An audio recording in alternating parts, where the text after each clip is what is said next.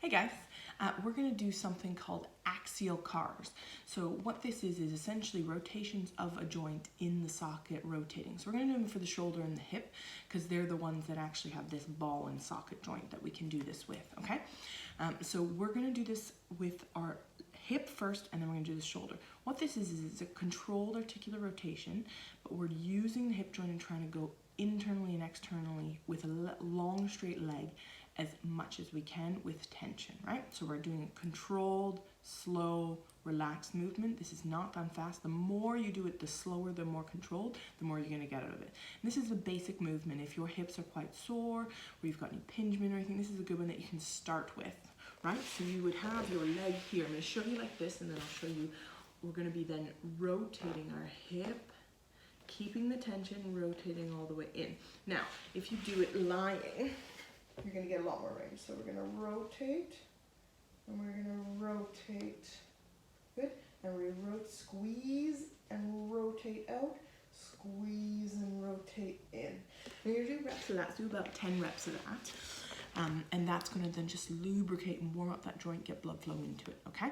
To do an axial car of the shoulder, you can do that hip one at any range. We're going to do it just straight at 90 degrees so you guys can see. And I'm doing the same thing. If you don't have more range here, you make sure you're below what range you have. So we're then going to be tensing everything, and we're going to be going forward all the way back. This is a controlled articular rotation. So you're rotating your joint. We're trying to keep it in the socket and keep the tension and go to the end ranges. So the end range of motion all the way this way without your overcompensating, and the end range of motion the other way without overcompensating. This axial car is a great one that you can do at other ranges. So if you're trying to work on, say, your flexion and other ranges of motion, you can actually work on it with using this as well as a great warm-up. So you can find, so say your flexion range is here and you don't have any more range, we can then work on that end range by actually doing the axial cars at that end range.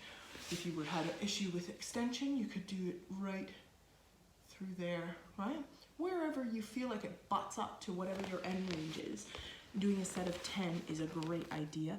The more tension, the more you're gonna get out of it, the slower, the better it is. And these axial cars are great for doing at end ranges of motion. So you can do it with prone on your, so on your tummy, and you could do hip one, so you could extend a little bit and work there, out to the side and rotate. So there's lots and lots of ways to explore. You can do any range through your hip and any range through your shoulder.